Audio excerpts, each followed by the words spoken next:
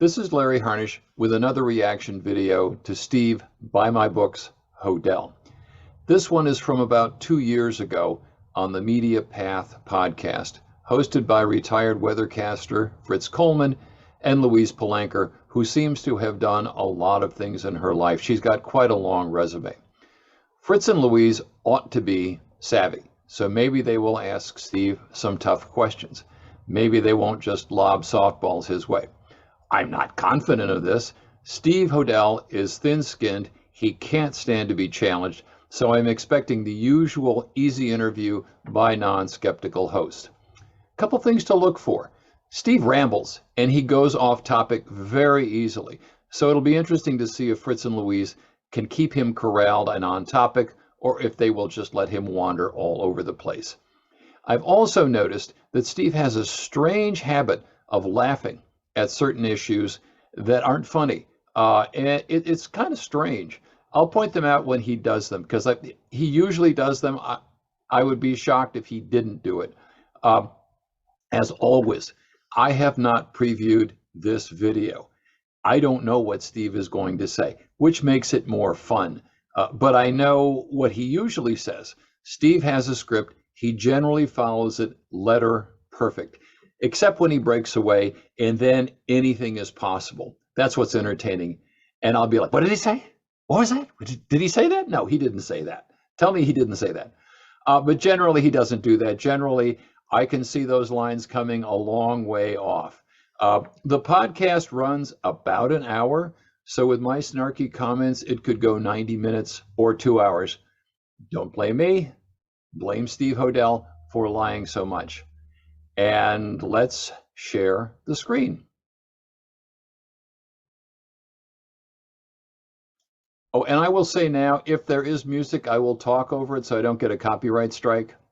So I don't know if that's going to happen. If that does happen, that's what I'll be doing. And away we go. Blah, blah, blah, blah, Welcome blah, to blah, Media blah. Path. I'm Fritz Coleman. And I am Fritz. Louise Palanker. Now, on the Media Louise. Path podcast, we become obsessed with a certain topic, and we Oh, they're obsessed. I think Steve is going to like this. Steve is, if there's anybody who's obsessed, it's Steve Hodel. Well, we're 11 seconds into it and I'm already snarking, so this is going to go for a while. hope we can spark your obsession, or at the very least, make you fascinated by something we find fascinating. We try to tap into the zeitgeist of the day. Oh, please, dude. Zeitgeist is so over. Fritz, Fritz, I am going to skip through some of this stuff. Oh, no, we're not doing that. Donald Trump, no.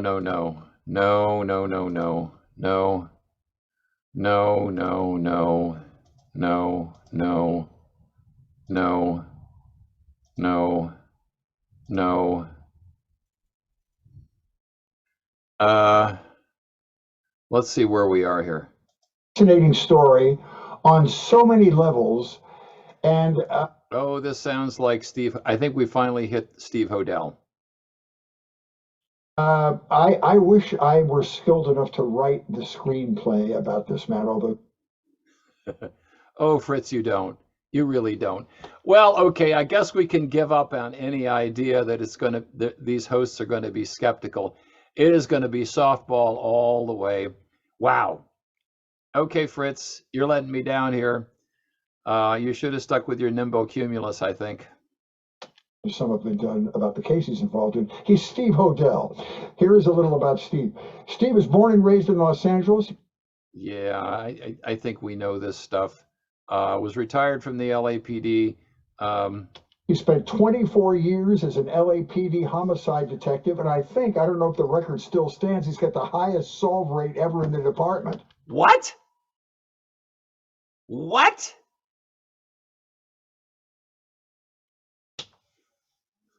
Oh boy. I'm speechless. Steve Hodel has the highest solve rate ever within the LAPD. Oh, Fritz. Fritz. You should have stuck with El Nino, man. This is not going well. Of solved crimes. When he retired in 1986, he became a private investigator. A major portion of his life has been driven by trying to solve and understand one of the most notorious cases in LAPD history, the Black Dahlia Avenger. Beyond the Valley of the Black Dahlia Avenger. Dahlia murder case. His connection to the case is fascinating.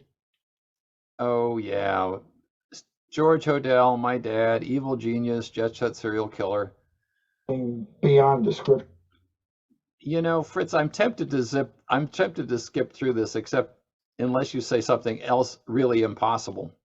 Because he proves that the killer in the Black Dahlia case, and even some other peripheral murder cases around that same time frame. Fritz, it was every unsolved murder on the planet. George Hodel did them. Got to get with the program, dude. Was his own father, who was a brilliant and noted surgeon. No, not a surgeon at all. Fritz, you're letting me down, man. Dr. George Hill Hodel. Steve's written the Black Dahlia Avenger, Black Dahlia Avenger 2, 3, 4, 5, 6. A play. He did write a play. He has not written a book of haiku yet that I know about. Maybe he's written it in secret. He has not written a rock opera yet, unless he also did that in secret and I don't know about it. There are, and this is sad, I hate to tell you, there are no children's letters to the Black Dahlia Avenger. I made that up in case you can't tell satire. In reality, there are, unless Steve is writing it in secret, and maybe, you know, maybe there will be children's letters to the Black Dahlia Avenger. I don't know. Fritz. You're blowing it, dude. Dahlia Avenger 2, his latest book released in 2018 with a couple of editions on rare.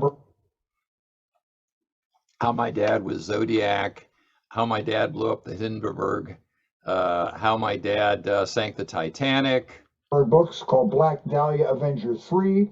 He's written Most Evil, about further serial murders of Dr. George Hodel. Yeah, that's the Zodiac one. I call it Most Awful.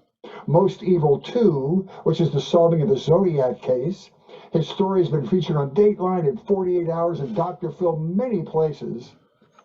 Now, Steve, for the sake of expediency, I'm going to do a little thumbnail of the Black Dahlia murder case so we can dive right into your color of your experience.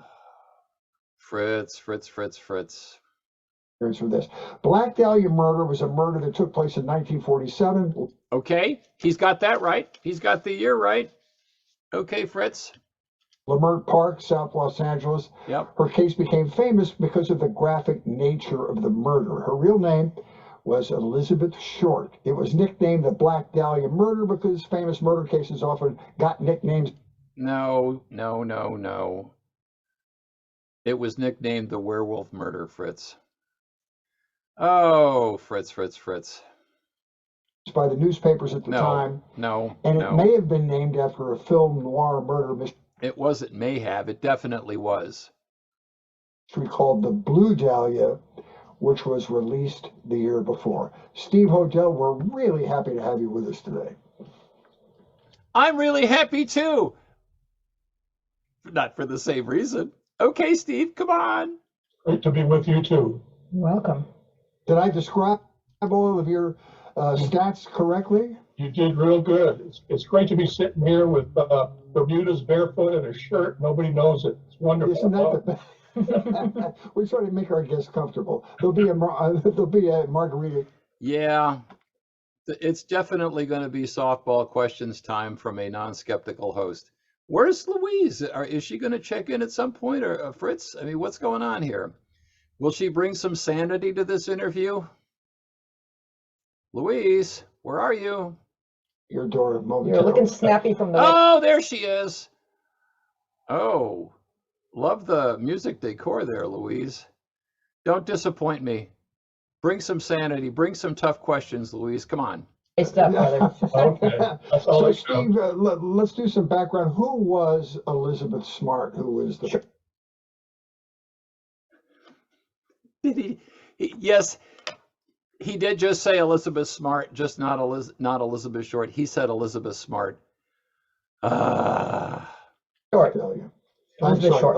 Elizabeth Short. Elizabeth Elizabeth Smart's Short another case. You're right. Yeah, Smart. Sorry. A lot of people get that, make that I'm confused. so sorry. Short, she was born in Medford, Massachusetts. No, she was not. First fact out of Steve Hodel's mouth is wrong. She was born in the Hyde Park area of Boston. She dropped out of high school, That is true. just was not into school at all. She went to Florida for a little bit, then came out west to Los Angeles. Yeah, Steve's kind of fudging that. What happened was she rotated between Florida and Medford because she had ill health. She had asthma, and so she would spend the winters down in Florida. So she went back and forth. And then one year she came out to, well, let's see. Let's let Steve tell the story and see how he mangles it. And kind of tossed around and got into some fast moving lanes out here, unfortunately. You know, she was kind of like 19 going on 14. And, but really, this was during World War II. So she really all she wanted to do was fall in love and marry up. Well, okay. Let's recite the Elizabeth Short story. She came out to California, Northern California, because her dad, Cleo, was working at Mare Island Navy Yard and living in Vallejo. And they lived there for a while, and then they came down to Los Angeles for a couple of weeks. They fought a lot. Elizabeth Short finally took off, didn't say she was leaving, and she went up the coast to what was then Camp Cook. It's now Vandenberg Air Force Base, or Vandenberg Space Force Base, if you prefer. And she was there for a while. And then she got busted for underage drinking, and she got sent back to Medford, which was kind of sort of her hometown. And then she went back down to Florida again, and then came back to Medford. And in the summer of '46, came out to Los Angeles and was here for about 6 months and then got killed. That is the thumbnail. Let's see if Steve can keep that straight. Military man. And she was going to the USOs and dating military guys and stuff. Yeah, we don't have any knowledge that she was going to the UFO, Steve. You're just making that up. We don't know that. And one after the other, they never quite clicked. Then she got out here to Hollywood, and it never quite clicked. She was engaged to a flyer who got killed at the end of World War II. Steve, you're not doing this well. No, it's not happening, dude. She met, much to my surprise, she got into, again, the fast lane, and at 22, she was basically found, kidnapped, tortured, beaten, severely beaten, tortured, extensively, imposed on as you say, a vacant lot in. Oh, let's go to Wikipedia, Fritz. Thank you. South Los Angeles, actually, Leimert Park area. Oh, now this is Steve going to get into the whole thing about her body was left on Norton Avenue as a pointer to Degnan Avenue, referring to the murder of Suzanne Degnan in January of 1946. Will he do that? I hope he does. He usually does. We'll see. And a woman walking her young daughter to the market. No, her name was Betty Bersinger. She had her daughter in a stroller. They were going to the shoe store. I don't suppose that matters to many people, but it just shows how terrible Steve Hodel is with any kind of facts. How was he ever a cop? The 3-year-old daughter in a stroller. Okay. Now this is just ridiculous. This photo isn't the Black Dahlia crime scene. This is Jeanne French. This has somehow gotten incorporated and just smushed into the Black Dahlia case. This isn't Elizabeth Short. This is not Norton Avenue. This is a completely different case. And if Steve had anything on the ball, well, he'd say, hey, no, wait a minute, that's Jeanne French. But Fritz, Louise, the bar is low here. You guys are blowing it. Very disappointing for people who are allegedly media savvy. Looks over in this vacant lot and sees this, what she thought was a mannequin initially, kind of laying there on the vacant lot near the sidewalk. And she looks closer and she thinks, oh my gosh, it's a body. So she runs south to the first door knocks it, nobody home, goes a little bit further, door knocks it, calls the police, that there's a body in the lot.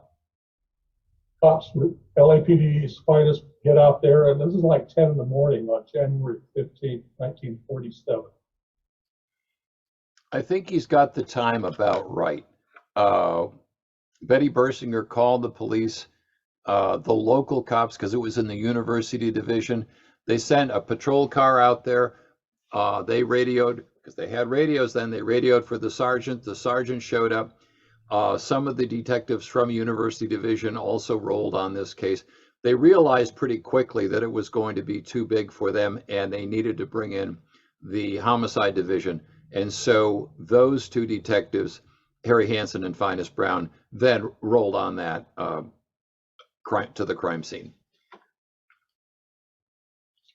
And they're horrified. They've never seen anything quite like it. Yeah, no, that's not true either. We want to believe that. Have you ever seen a traffic safety film from the 1930s and the 1940s? Have you? I mean, they're very bloody.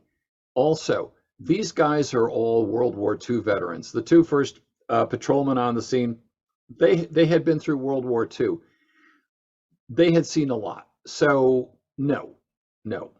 And in fact, Harry Hansen had seen a lot of dismemberment cases and discussed it when he testified before the Los Angeles County Grand Jury. So they had seen this before, not quite this savagery, but dismembered bodies? Oh yeah, they definitely had. It's a nude female, young, clearly young, no ID, nothing. She's a Jane Doe. Right. And so now Steve is going to say all the evidence is missing when he just said there is nothing. Welcome to the world of Steve Hodel. Oh no. And she's cut in half, surgically cut in half. Yep, that's true. Severed bicep. Body's carefully posed, not just thrown in the lot. Yep. The hands are above her head in a like surrender position. Oh, he likes to say it's a surrender position. I'm not sure that's exactly it, but he likes to say that. And the lower portion is posed, juxtaposed just to the right near the sidewalk. And this begins what will eventually become, she's a Jane Doe for about 2 days. And fingerprints they get on her, they send them back to FBI. They come back with the name Elizabeth Short.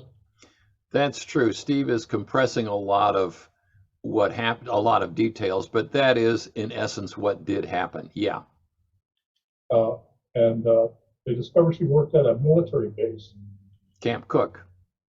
In Camp Cook, which is like 40 miles north of LA. No, it's north of Santa Barbara, Steve. I guess you've never been there. No. Back then. And so they start there and they start following their leads and stuff. They have no real leads. All they have is this terrible, horrific torture murder. And then from there, it kind of goes into a whole fictional phase. What? And wait a minute. What did he say? I'm going to roll that back. Their leads and stuff. They have no real leads. All they have is this terrible, horrific torture murder. And then from there, it kind of goes into a whole fictional phase. And that's when I get What pulled does he into mean this by a fictional case, phase? one of my hardest things was to separate fact and fiction. Yeah, he's just kind of zipping through a lot of details here. Um, the myths didn't come along till a lot later, and you are looking at one of the main sources of the Black Dahlia myths is this guy right here, Steve Hodel. Because over the decades, it got stepped on by hack writers. Like you? Steve Hodel he is one of the leading liars about the Black Dahlia case, along with John Gilmore, who wrote Severed, along with Don Wolfe, who wrote Black Dahlia Files, and I would put Will Fowler in that category, who wrote Reporters. I mean, those guys, those are just the ones who come to off the top of my head. But very few people have done as much to propel the Black Dahlia myth as Steve Hodel. So I kind of had to separate the truth from the fantasy.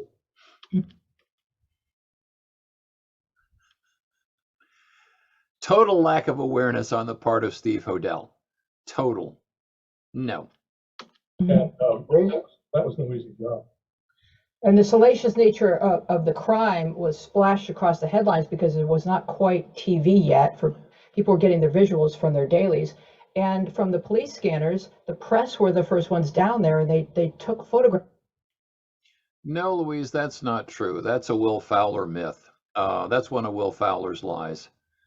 Oh dear, oh dear, oh dear. You guys have not done your research. So people had these visuals in their minds, and they must have been just horrified. Well, okay, look. We're talking about 1947. You couldn't publish body shots in the newspaper. I think there were a couple during World War II, but generally photographs of dead people, they had to be retouched. And in fact, the photograph of Elizabeth Short lying off of Norton Avenue, she had a blanket painted over her. So people really could not get the full impact of what had been done to her for many years later. Exactly. So as you say, Louise, a couple of things came together. The fact that TV really wasn't going full bore. It was still, kind of like the papers above the fold for like 30 days, headlines. And we had 6 large newspapers back then in the 40s. They were all, trying to outscoop each other. And that's true. There were several newspapers in Los Angeles, and they were competitive. That is true. So the more salacious, the more sensational the headlines. And you mentioned the term Black Dahlia. Where did that come from? And it was okay. Let's see if Steve screws this up. Actually, it was Jack Smith, who was a famous columnist here back then in the 40s. No, Jack Smith was a famous columnist, but not in the 40s. In the 40s, he was a rewrite guy at the Daily News. How were you ever a cop, Steve? Very popular. He called a pharmacy where she was hanging out and talked to the pharmacist at the soda fountain in Long Beach. That's actually true. He was a rewrite guy, but not a columnist, but yeah. And he said, yeah, the guys in here all knew her, and they called her the Black Dahlia, which was a spin-off on the Blue Dahlia, which was a noir film with Alan Ladd and Veronica Lake. That's true. So that's actually true. So you've got this amazing name, Black Dahlia, very mysterious. You've got above the fold headlines, sensational. You've got a beautiful, very attractive young woman cut in half. So all of this came together to. I think the headline of this whole thing is that they had 6 daily newspapers in Los Angeles at the time. Yeah, Fritz, maybe not 6. They had, morning, the LA Times and the Examiner. The afternoon, they had the Herald, and then they had the Daily News. That's 4. And then there was like the Hollywood Citizen News and stuff like that. But those were the majors, the big 4. And then, as I said, There'd be a paper in Hollywood, there'd be a paper in Pasadena. There were a lot of little suburban papers in those days. Which is a commentary on where we are now. Go ahead, sorry. Yeah, I'm just wondering if you were on the planet yet when this murder occurred. I was, and I was living. Oh, thank you, Louise. Steve was going to say he was living at the Southern House, which of course he wasn't. I don't know. Steve usually says that. And when he says it, it's a lie. Let's see if he says that. With my mother and father in a very beautiful, unusual home. No, that's total bullshit. Steve's parents were estranged. They had split up, and Steve and his two brothers were kicking around LA with the mom, who was a drunk. So no, that didn't happen at all. And when a host or a questioner asks, "Were you living there were you there that week?" and it's like, no, we were out that week. He wasn't living there. This is total bullshit. Steve Hodel bullshit. In Hollywood called a Soden House. It's a Frank Lloyd Wright Jr. built home on Franklin and Normandy. And I was born in 41, so I was 6 years old. He wasn't living there. It's a lie. At the time, and we were living there, which is about 4 miles north of the actual crime scene itself.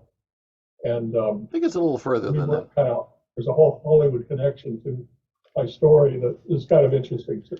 Oh yeah, Mom and Dad were throwing parties for Hollywood elite. Actually, they weren't.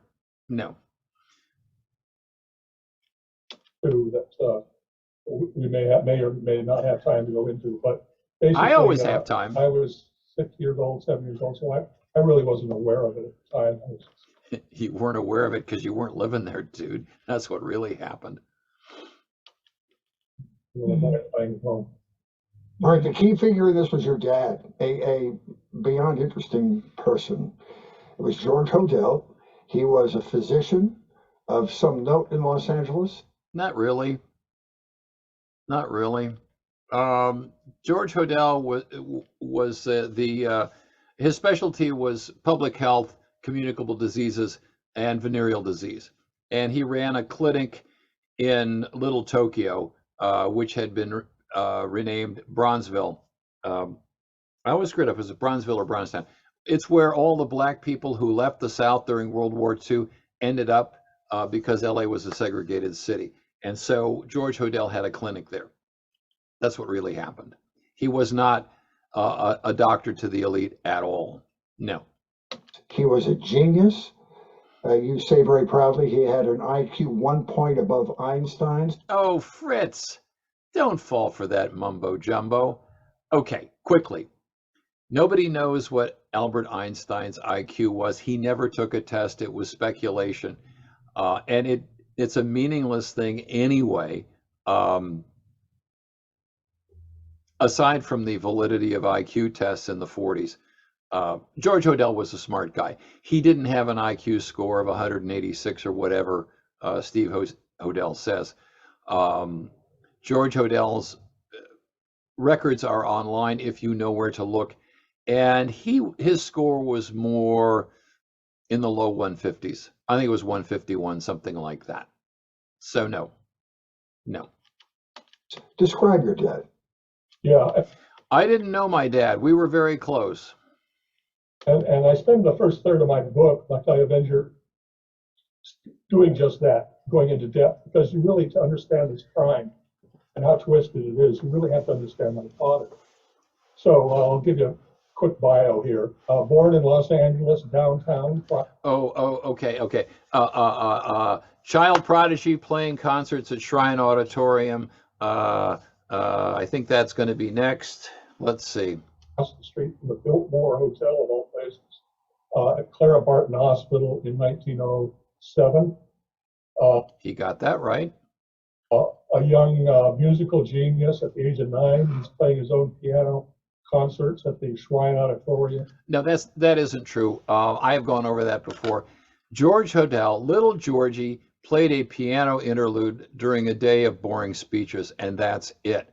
Shrine Auditorium was a big barn of a place with horrible acoustics. The idea of doing a piano recital in there is a joke. If you know anything about acoustics or music or really anything. But Steve Hodel depends on people's ignorance and just kind of like, okay, yeah, fine. Steve relies on people's ignorance a lot. Destined to have this wonderful, become a great pianist. Vernon Spencer was his teacher, who was like one of the great teachers of Los Angeles. Went to South Pasadena High. At 14, he graduated. At 14, two or 3 years ahead of his time. Went to Caltech, California Institute. Yeah, I'm not sure how old he was. He was young when he graduated from high school. I'm not sure he was that young, but I'll let it pass for now. Technology at 14. Not only was he yeah, let's see. Are we going to get into sexually precocious here? Where he seduces the professor's wife, only Steve doesn't know if that story is really true. He's asked his followers, hey, does anybody know if this story is true? I think it's time for that. mentally precocious and a musical genius, but he also was sexually precocious. Yep. It's time for the professor's wife story. Where he follows her back east, and I want to marry you, and George, you're a child yourself, get out of here. I think it's time for that. He had an affair with a professor's wife. Yeah. He was, I think, 15. Yeah, he doesn't know if that's true. He just likes that story. She got pregnant, broke up her marriage, obviously. She goes back east. Yeah, let's see, name the daughter Folly, only he doesn't really know if they named the daughter Folly. Okay. And has this girl child, Jack. A girl child, otherwise known as a daughter. Dad is asked to leave Caltech after a year. He follows her back east. George, you're a child yourself. I love you. I want to marry you. I want to raise our child. The professor's wife aptly names the child Folly. They don't know if that's true. I've checked a lot of records looking for young ladies named Folly, and you know what? It's hard to find anybody. It's hard to find anyone named Folly. Not sure that's true. And you know, Wow. and the wife says, or the mother says, "Get out of here, George. You're a child yourself. Go away." What did I tell you? Steve always hits his bullet points. You can just depend on it. Okay. Do go on. So he comes back to LA, passes himself off as 21. Oh, I think okay. So which way is the story going to go next? Is it going to be the taxi driver or is it going to be the crime reporter? It's going to be one or the other. Sometimes Steve skips the whole taxi driver thing except to bring in William Parker. Otherwise, he's going to go straight to George Hodel writing for the LA Record. Which will it be? He's now like 17. And well, he starts up his own magazine called Fantasia, which is over the edge stuff, very kind of surrealist. Ooh, you know what? There is a copy of that magazine out at UC Riverside Special Collections. I've seen it. I've read it. It's nothing out of the ordinary. It's kind of like, it's like a college literary magazine is what it is. It's no big deal. There's nothing unusual about it. George Hodel had a lot of, like, he wanted to be a sort of an artsy bohemian, but he didn't have the talent for it, so he became a doctor and supported artists. That's kind of George Hodel's story in reality. Stuff and all of that. Not only is short-lived, but he hires on as a folded, I think, in one issue. So yeah, it's out at UC Riverside Special Collections if you want to see it. And there's also a copy at the New York Public Library, I believe, I think. crime reporter. Okay. Now, Steve, what happened to the taxi driver stuff? Are we going to go right to the LA Record? For the LA Record. Yep. Steve is going to say that this was one of the major papers in LA. It was a little nothing paper that struggled and tanked during the Depression. It had the lowest circulation of any of the LA papers. But do go on. Which was one of the big newspapers back then. No, it wasn't. It was dying. It was nothing. It was a little nothing paper. And he's riding around with LAPD Vice at the time, of course. Okay, let me point out, because you'll never hear it from Steve, there isn't a single byline in the Los Angeles Record by George Hodel. Zero. Nothing. Now, to be fair, reporters didn't get bylines in those days. It's not like today where it's as long as movie credits.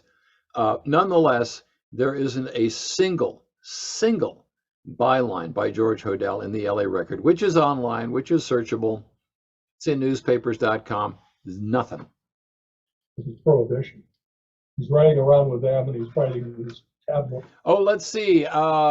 It's either going to be the judge with the blonde or the judge's wife. Which will it be? Is he going to go for the judge or the judge's wife? He tells both versions of that story. Which will it be?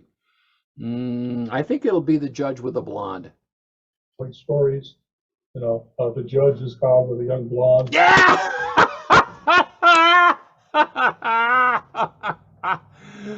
Oh, Steve. You are so fucking predictable. Drinking in the speakeasy. And then he graduates and starts writing. By the way, if you go into the LA Record online archives, you cannot find a story about that anywhere, Steve. Gives you the idea of the caliber of Steve's research. Okay, let's go. Around with LAPD homicide. And again, more tabloid stories, the bloody ace of spades. Oh, he loves the bloody ace of spades story. That's not in the LA Record archives anywhere either. I have spent a lot of time looking for a story about the ace of spades next to a body, and it ain't there.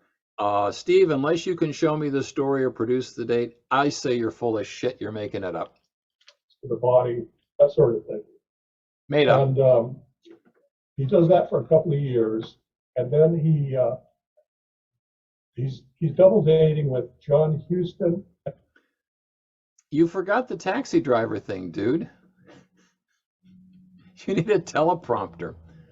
And some of you and your listeners. Yeah, you know who John Huston is. Okay, so this is where it's going to be Dorothy, Steve's mom, and John Huston, and Emily, or Emilia, or Amelia, or whatever.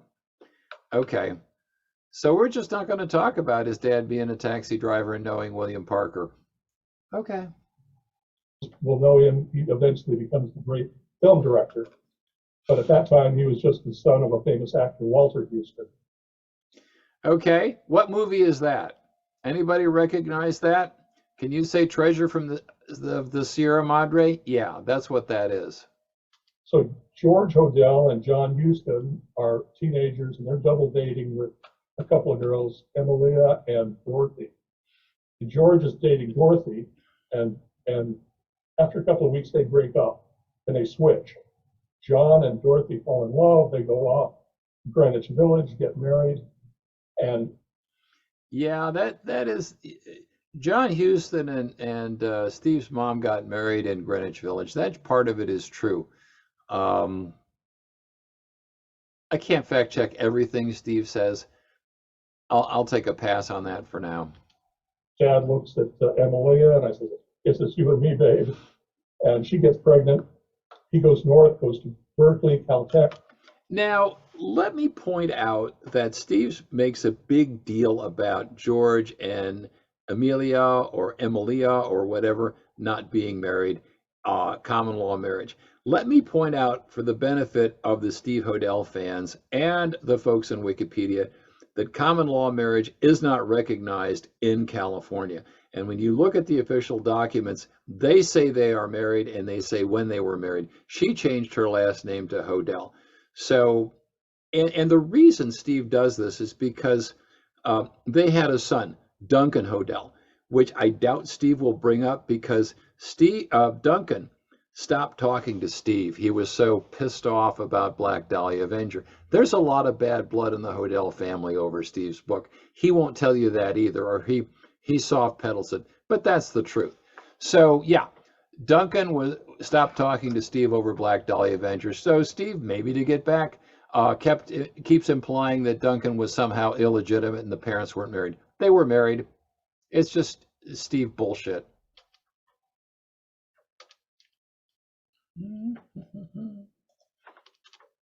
Berkeley for pre-med, they graduates, goes across the river to UCSF San Francisco, get his MD. That's true. Not only does he have all these other gifts, but he has natural eye-hand coordination. Oh, Steve's going to say this is where, no, this is not how you become a surgeon. Again, Steve is depending on people's ignorance that he is going to say something reliable about how you become a surgeon. That's not it. So he's a natural born surgeon. No, he wasn't. So all the professors are vying for him to be their assistant. Nah, no. George Hodel took the minimum instruction in surgery to graduate from medical school. He had what everybody had to graduate from medical school, and not 1 hour more than that. Because he's so naturally skilled. He also at that time is working gets a job as a columnist. No, that's not true either. George Hodel and Emilia or whatever her name was, they did about maybe a dozen freelance travel stories on San Francisco. It's the kind of thing that you would write as a travel story, except it's about a hometown thing. They did that. They were not ever on the staff as writers. About a dozen stories about San Francisco. With the San Francisco Chronicle of all newspapers, and has his own column there. No. They're travel stories. They're light little weekend travel stories, weekend features. That's what they were writing. They wrote them together. Dual byline. Called Abroad in San Francisco, where he's writing his columns, weekly columns. Graduates, gets his MD, and he's also, by then, he has another affair, and, well, let's see. First, Duncan is born in 1928. Yeah, Duncan, the one who didn't speak to Steve anymore. From Emilia.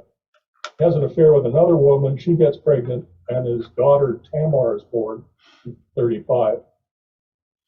Let me point out, because you'll never hear it from Steve, Tamar's birth certificate is blank for the name of the father. Now, was George Hodel her father? Sounds like it, could be, but the birth certificate does not list a father.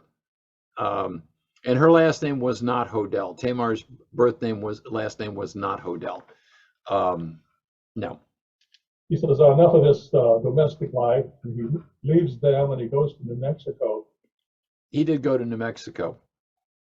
Yes, that's true. To a logging camp as the sole surgeon there. No. If he was at a logging camp, he's not doing surgery. He's doing basic first aid and going to stabilize anybody who's really badly injured, stabilize them to get to a facility where they can be treated. He wasn't doing surgery at the logging camp. That's ridiculous. No. As a surgeon during FDR's CCC camps. Does some surgery there for a couple of years, comes back to LA. Oh, whoa, wait a minute, Steve. You forgot about him being in charge of communicable diseases and public health in New Mexico. He did that for a while. He dealt mainly with venereal disease and a bit of tuberculosis. Again, communicable diseases, public health. That was his specialty. It was not surgery. It was never surgery. Completely different discipline. And hooks back up with Dorothy, who was now 7 years married to John Huston, leaves him, and she comes back and she hooks up with George. And my older brother Michael comes along in 39. Yeah, for all of Steve's hammering on Duncan for being, you know, illegitimate and stuff. Steve's older brother was born before George and Dorothy were married. They got married down in Mexico after Michael was born. Steve. I come along in 41, and my younger brother Kelvin was born in 42. Now, is Steve going to say that he was a twin and his twin brother died? Let's see. So Dad joins LA County Health, quickly rises to the top, becomes the VD czar. That's true. Eventually, Steve will say that his dad was the head of the county health department, which he never ever was. Of LA County Health Department. And so he's doctoring to the rich and famous. The rich and famous who had VD, Steve? No, his clients are poor blacks who immigrated from the South and are living in Little Tokyo. That's who his patients are. That's who his clientele is. It is not the rich and powerful of LA. That is Steve World fantasy. No. And I guess befitting his position, he decides to buy the Soden house. Nope. He did not buy the Soden house. His dad, Steve's grandfather, George Hill Hodel Sr., was a real estate guy and a financier. He was a money guy. And so he owned the Soden house and rented it to George Jr. George Jr. never owned the Soden house. The Soden house had been a rental for a long time. And when you look at the records of that house, there were people in and out of there every year or two. It was just, there was a lot of turnover. The house was in kind of bad shape, and it was this weird white elephant of a house in Hollywood. Which is, I'm sure you've seen it, it's Mayan temple. It's like Hollywood set. Yeah, let me point out, because you won't hear this from Steve either, that what you see now of the Soden house is after a more than $1 million renovation. Okay. Right in the heart of Hollywood, Franklin, Normandy.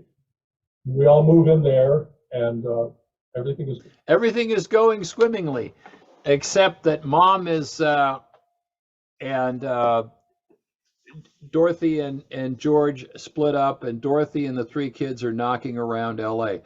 And what is happening that Steve is not going to tell you, that his mom was arrested several times for neglecting Steve and his brothers, and eventually went to jail for neglecting Steve and his brothers. So no, they were all not living in they were not living in the Soden house. Everything was not swimmingly. That is all Steve Hodel bullshit. Going swimmingly for a number of years. He's giving lectures, and he actually is lecturing to LAPD. I came across a photograph when I started my investigation. There's actually lecturing to LAPD vice cops at the police academy. Anyway, he's doing all of this, and then suddenly, you know what hits the fan, and knock at the door. So, now this is amusing, because Steve has just collapsed all of these incidents together. He says he's living at the Soden house when Elizabeth Short was killed. He wasn't. He's about to say that he was living at the Soden house when his dad was arrested for molesting Tamar. He will say elsewhere that Tamar and I have had maybe a 20-minute conversation in 50 years. So no, Steve and his brothers and his mom were not living at the Soden house. What happened in reality is that Tamar was a problem child. She was causing a lot of problems for the mom.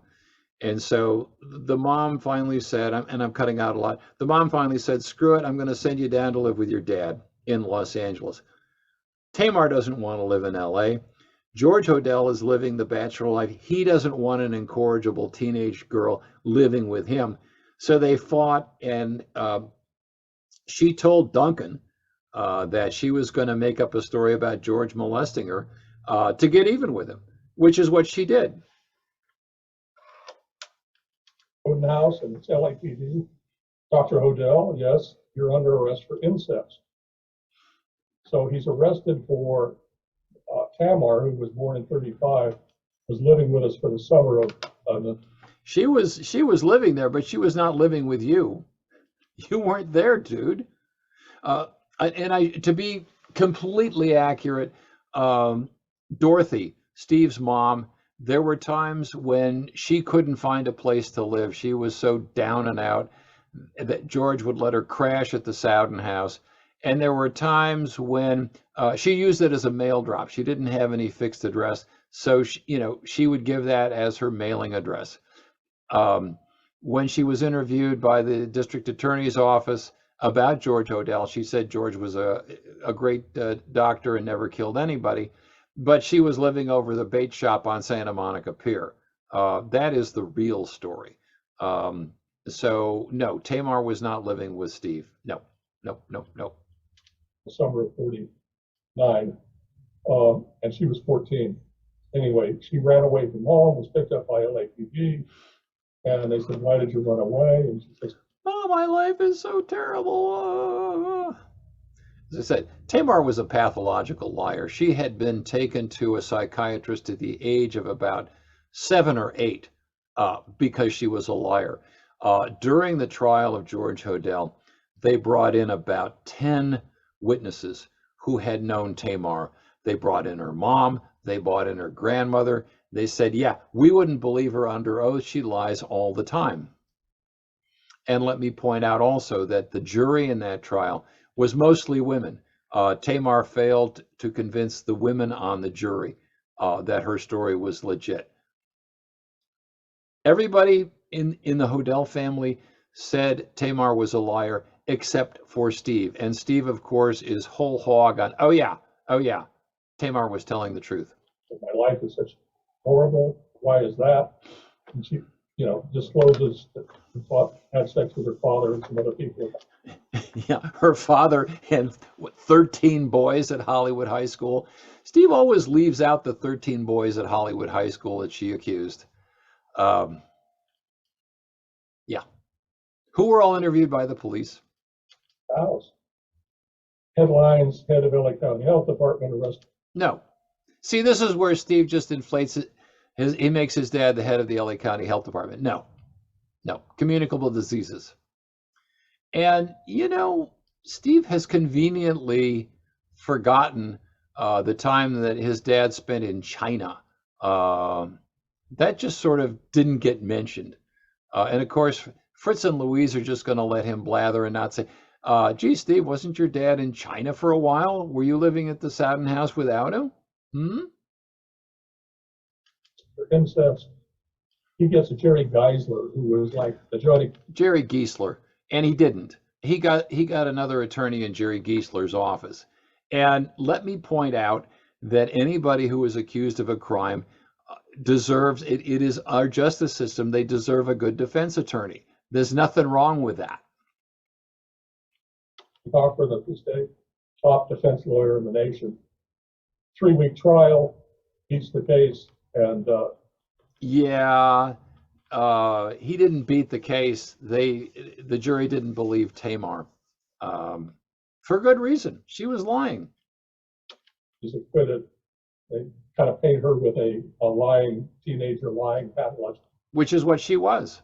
Liar brush. You look at the rest of her life, and I think she proved exquisitely what a mess she was.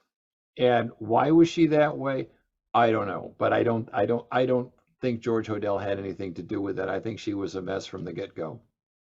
He gets off, and he quickly leaves and goes on. There was a payoff involved, though, too, right? No, that's more Steve Hodel bullshit, Fritz. Don't fall for that. Yeah, but we don't discover that until I get into the secret file later on. But he leaves in 1950, goes to Hawaii, and he starts counseling the criminally insane, of course. Yeah, no. Okay, what really happened in reality is that Tamar succeeded because she made those accusations out of revenge. And so George Hodel, even though his reputation was even though he was found not guilty, his reputation was so trashed that he couldn't get a job anywhere except far away like Hawaii. He had to go all the way to Hawaii to find a job, and he was working at a hospital, is I believe what he was doing. As a psychiatrist, he marries a Filipino woman there, and they go on to the Philippines. She's very wealthy. She's a cousin of. Let me point out that the Philippine branch of the Hodels hates Steve for what he says about George. There's a lot of bad blood within the Hodel family over Steve's allegations. President of the Philippines, Marcos, and has sugar plantations. Anyway, he has 4 more children with her, and basically that lasts about 3 or 4 years. That breaks up, hooks up with a June, he opens up a market research company throughout Asia, becomes one of the leading market research companies with like 14 offices in 14 countries. I'm not sure any of that's true. I would be surprised. I have not fact checked that part of George Hodel's life, but I would be shocked if that's true. Steve lies so much. He lies about everything. That's like, no. Does that for decades. Eventually comes back to Los Angeles in 1990. And we become very close. I hook back up with him. We start seeing each other for the last decade of his life. And long story short, long story long, he makes he dies in 1999 with a heart attack at age 91. So this is what basically. Now this is interesting. Steve usually says that George Hodel committed suicide. I have George Hodel's death certificate right here. Let's see what Steve says. He likes to say that George committed suicide, even though that's not on the death certificate. So let's see which story Steve comes up with now. Now, my career was with LAPD as long. I've been retired 14 years now. 24 on with LAPD, 3 other murder investigations, mostly all at Hollywood Homicide Division. So I'm long retired and have this kind of, by now Dad has 5 wives and 11 children, and I'm his favorite. I mean, a little laugh there. That's the little laugh that I was talking about, but we'll see. Figure, but whatever. And I just want to stop you here for a minute because Weezy and I discussed you at length before you got here, and we think one of the fascinating things about your case was that the high esteem you continue to hold your father in, and it sounds like Tamar, who was the abused sister at 14 years old, also, even after his death, held him in high esteem. Isn't that amazing? Why would that be, do you suppose? Could it be because it's all bullshit, Fritz? No, that couldn't possibly be it. It's so interesting. That's very true, and I mean, I never had a clue to any of this. Of course, I didn't know a lot of his early history. I didn't know of this until I started the investigation. And initially, I started out to show that Dad had nothing to do with it. Yeah, no, that was not it at all. It was, I'm going to frame Dad for this crime from the get-go. Let's see. I'll get into that if he gets into it. And I loved my father. Yeah. You have a strange way of showing your love for your dad, Steve. That's all I can say. And to this day, I still love a part of him. And I see him as a Jekyll and Hyde. So was there your original intention when you started to suspect was to absolve him? And well, that's what he says. That's not really true, Louise, because George Hodel had been absolved of that crime. He had been cleared years before by the district attorney's office. Steve is going to, I want to clear my dad, but actually, I want to convict him. Ha ha ha ha. And sell books, because Steve is all about selling books and getting on television and doing interviews like this one. Was there a moment where you had to turn and mourn the person you thought you knew? Absolutely. Yeah, I started out, so after Dad's passing, I'm on the phone to Tamar, who's living in Hawaii, and we're talking about the great man's passing, and as you say, she still loved him. That's such bullshit. No, Steve, that's not how it works. That is not how it works at all. No. You know, I mean, he was this larger than life personality that, you know, she was still very much in love with. No. No. And despite what had happened to him. And we're talking, and that doesn't make any sense. That makes zero sense. Zero. I'm talking about him, and we're talking about all his great points. And out of nowhere, she says to me, well, you know, he was a suspect in the Black Dahlia mystery. I just thought, Tamar, what the hell are you talking about? Dropped the phone. I said, what are you talking about, Tamar? Where in the hell is this coming from? Got to hit those bullet points. Steve, you're so predictable. He says, well, he didn't do it, but he was a suspect back then. I said, where is this coming from? She says, well, they took me to trial. The cops that were taking me back and forth to juvenile hall told me they thought he was the Black Dahlia killer. Yeah, no, none of that's true. It was actually George Hodel's defense attorney asked Tamar under oath, did you say such and such about your dad and the Black Dahlia? Tamar said, no, I never said that. So that's the real story. And let me point out for the devotees of Steve Hodel that what lawyers say in court is not evidence. Only what the witness says is evidence. What did she say? I don't remember that. I don't remember saying that, or I never said that. So that's where it really came from. It's hard to believe that Steve was a cop because he would know that Tamar, as a juvenile, there were special protocols to be followed for transporting juveniles. It wasn't like they just threw her in a cop car and took her to court. That's not how it's done. So there's no way. I mean, and I had been, through my life, I had seen my father on regular occasions. As fates would have it, I was in the Navy for 4 years, and I was stationed at Subic Bay, and he was living in Manila. So I'd go down, I'd put my white shark skin suit on and go there, you know, and we go drinking and wenching. And I loved Sure you did, Steve. my father. But he was always very remote and just, but still, that's okay. And so when I heard this, and she said, Black Dahlia, I didn't even know the victim's name. Yeah, I you know, again, and I should have mentioned this earlier. This is all about Steve. Everything happens to Steve.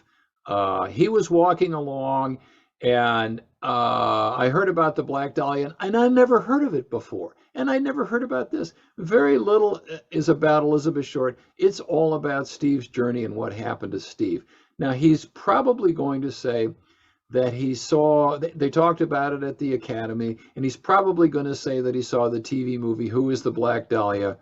And he's probably going to say, okay, I don't want to get too far ahead of Steve. For the case. You know, I said, well, I know it was a famous LA case. I remember the Academy, we saw these horrible pictures, but that's it, you know. Except for the TV movie. Anyway, I said, I just want to jump forward and say, so we have time, because this is the real spectacular part. Fritz, are you going to stop Steve from rambling? Really? Okay. Part of his story. His death is what drew you into the story. Tell that.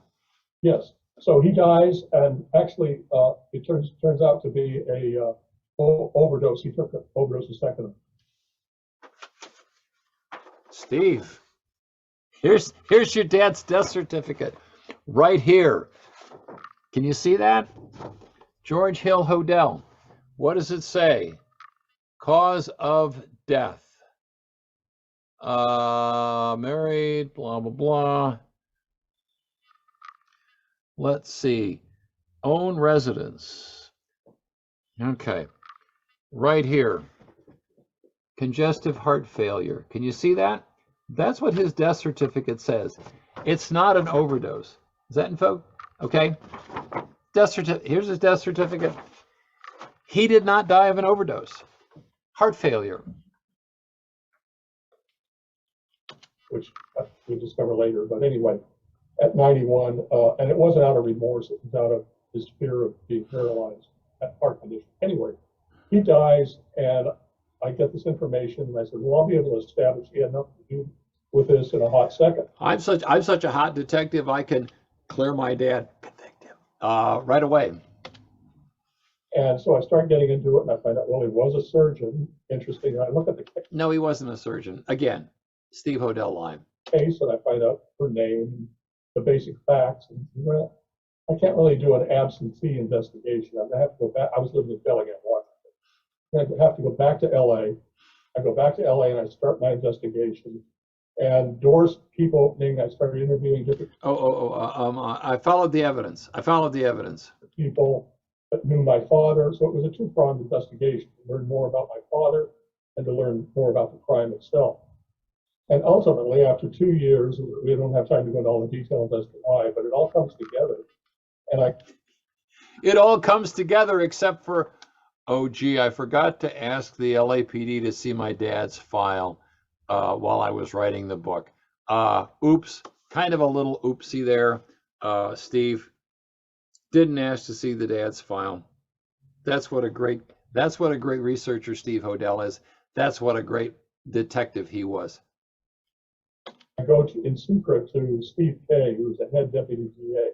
He worked with Bugliosi on the Manson case, highly respected. And I said, here's the deal, here's the photographs. Let me point out, and I never get tired of pointing this out, that Stephen Kay no longer discusses Steve Hodel. Stephen Kay no longer discusses the Black Dahlia case. I wonder why that would be. The only thing Steve Kay will say is that I don't believe Steve Hodel's claims that there was an LAPD cover-up. I don't believe that. But otherwise, no. Steve Kay doesn't talk about the Black Dahlia, and he certainly doesn't talk about Steve Hodel anymore. And I wonder why that would be, Steve. Graphics investigation. He took 5 months to look at it and came back and said, okay, well, based on this, I would file.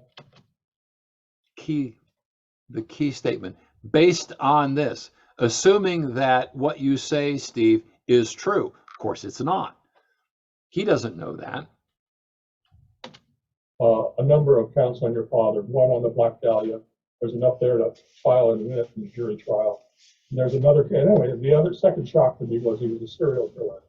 There was a dozen unsolved. Yeah, George Hodel committed every unsolved murder on the planet, and also some of the murders that had been attributed to other people. He actually did those too.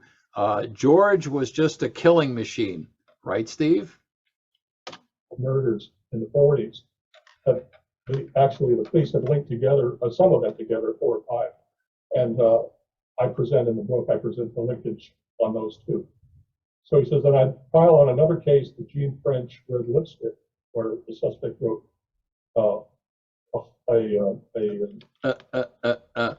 Jeanne French was killed on February 10th, 1947. She was stomped to death. The killing was brutal. It had absolutely no similarities whatsoever to the murder of Elizabeth Short. Regardless of armchair sleuths who want to make it the same, it's not. No. Obscenity, FU signed a BDA for Black Dahlia Avenger. He says, no, it doesn't say that. It was reported in the paper that it said BD, I think. The actual report on Jeanne French's body said it was PD rather than BD. When you look at the photographs, it looks like BD, but the people who actually saw the body said no, it was PD. So in any event, it did not say BDA. No, that is Steve Hodel. File on those two and I'd win it in court. He says you're probably right on the others. I'd love to get Steve Hodel in court. I would love so much to get Steve Hodel on the witness stand. I would fry his butt. Never get the chance. Steve won't debate me. He's been given multiple opportunities to debate me. He won't do it. I wonder why that is too. So with that, I said, okay. So I went ahead and I wrote the book, and it came out. You wrote the book without contacting the LAPD to see your dad's file. You did that. And let me say that Tamar's reaction to Black Dahlia Avenger was not a happy reception until Steve found a way to kind of calm her down. Three, and you know, a lot of publicity and a lot of naysayers. Oh, this is a daddy dearest. It is a daddy dearest. It is absolute garbage. You know, this sort of thing. And a lot of questions about, there was a photograph in the book that a lot of people to this day say it isn't her, and it That's right. It's may not or may her. not be, but it no longer matters. That's right. Steve talks all the way around those photos. I think it's her. It doesn't matter if it's her. It just got me interested in the case. But German facial recognition software says 95%. But it's not admissible in court. Uh-oh. So that gets Steve Lopez, who you may or may not be. Oh yeah, the great writer for the LA Times. Wonderful. Right. So I go to him and I say, hey, Steve, this is, I didn't know him, but I just said, you know, you might find this in. Yeah, he goes to Steve Lopez and says, hey, this might be interesting. The one person we don't want to know about this book is Larry Harnisch. I'm so flattered. So what does Steve Lopez do? He gives me the book and says, what do you think? And I say, as soon as I see the pictures, I say, this is all bullshit. This is garbage. Which I continue to say to this day, 20 years later. Interesting. And he starts investigating it, and he goes to LAPD and says, hey, there's a jail, it says his father's Black Dahlia, blah, blah, blah. And they say, go away, we don't talk about unsolved cases. They just shut him down. So he goes to he goes to Steve Cooley, who was DA at the time. Says, hey, Hodel, Black Dahlia, blah, blah, blah. Says, well, I'm not spending a dime of taxpayers' money on a 60-year-old case. He says, but you know, there is a file in the vault on the Black Dahlia. Would you like to see that? You know, Lopez, yeah. So they go down to the vault, unlock it. He gives. Yeah, that's not exactly how it. First of all, the description of going down to the vault is not what happened. But more important is, why does the district attorney have any files on the Black Dahlia case? Steve is a cop. He knows how the legal system works. The district attorney doesn't normally get files unless somebody's going to be charged. The police do their paperwork. They send it to the district attorney. The district attorney office, the district attorney office says yay or nay. Now, in this instance, there was a debacle. There was a rogue investigation within the LAPD that blew up. It did not involve the lead detectives, Harry Hansen and Finest Brown. It did not involve the homicide division. It was this goofball incident that blew up and generated a lot of bad publicity. And so the Los Angeles County grand jury began investigating it. By law, grand jury investigations, grand jury proceedings are secret. They knew that the grand jury was looking at it because the newspapers wrote stories about so-and-so testified before the grand jury. But the actual content of the testimony, that was secret. Yeah. So the bulk of the district attorney's files deal with the Leslie Dillon debacle, which provided fodder for P.U. Eatwell, but that's another conversation. Anyway, that's why they were secret. That's why they were sealed until Steve Cooley unsealed them. In his box, he goes up to a room, opens the box, and there's actually a couple of boxes. I've seen them. I've been through everything that was in there. Unlike Steve, I'm a diligent researcher. I read everything. up falls a photograph of Dr. George Hill Hodel. And he just goes, whoa, I guess he was a suspect. Yeah, he was a suspect. Anyway, and then that's, of course, the big, you know, Steve Hodel could give you, speak for 20 hours on why it all comes And he will. And he will ramble for that 20 hours. together. But it's still, it's something. I'll tell you, there's some really interesting evidence too. One is, Oh, Fritz, are you going to do Man Ray? What are you going to do for evidence, Fritz? Dazzle me here, please, because so far I have not been dazzled by you. it reflects on your family relationship with a surrealist photographer by the name of Man Ray, who was a friend of your father's and came to the house. Yeah, that's Steve has inflated the relationship between George Hodel and Man Ray quite a bit. And one of the things that raised your suspicions about your father was the fact that Elizabeth Short's body was posed to sort of mimic a Man Ray photograph. Talk about that. Yeah. Talk about the Minotaur. Minotaur was done. The Minotaur photograph was done for the index of a magazine called Minotaur, that was a French art magazine. And when Man Ray fled Paris before World War II, he didn't take a lot of stuff. It's unclear at this point whether he even took a copy of that photograph. It was published, I believe, only once, and it was in the index of that magazine. Yeah. So, and the way Steve Hodel found it is the way he does all his evidence. He was just randomly flipping through a book of Man Ray photos and decided, oh, this has got to be it. Basically, Man Ray was our family photographer, and there are photos of us. Yeah, like Olin Mills, except Man Ray. Boys and stuff.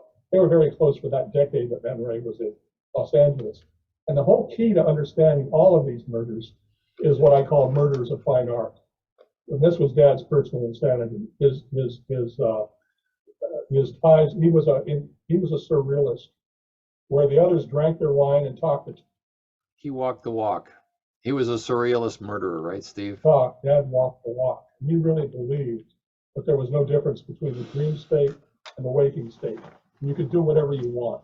Kind of that Aleister Crowley saying, "Do what thou wilt shall be the whole of the law." And that gave him total freedom to do whatever he wanted. And as in the subsequent books, I've made a lot of linkage. This is the big focus on. Yeah. Steve keeps finding clues and more clues. Steve realizes his case is so flimsy that he keeps finding more evidence. And really, the most fascinating of all of it is, as you say, Fritz, the linkage to surrealism, and it's linked to not only the famous photograph of Man Ray that he takes a woman, bisects her in half, poses her body just like the Dahlia, and it's called the Minotaur, which was the beast on Crete who was fed maidens to keep alive.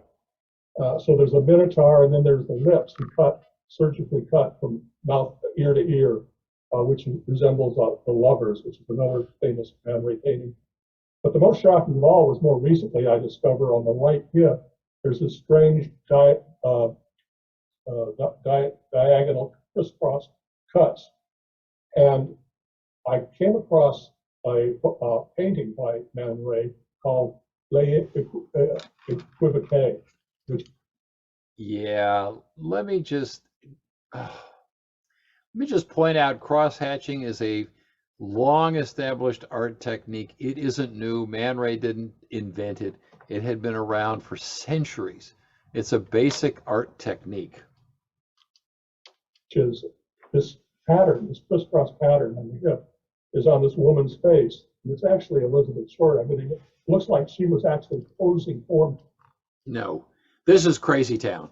Where he says Elizabeth Short is posing for Man Ray, that is absolutely Crazy Town.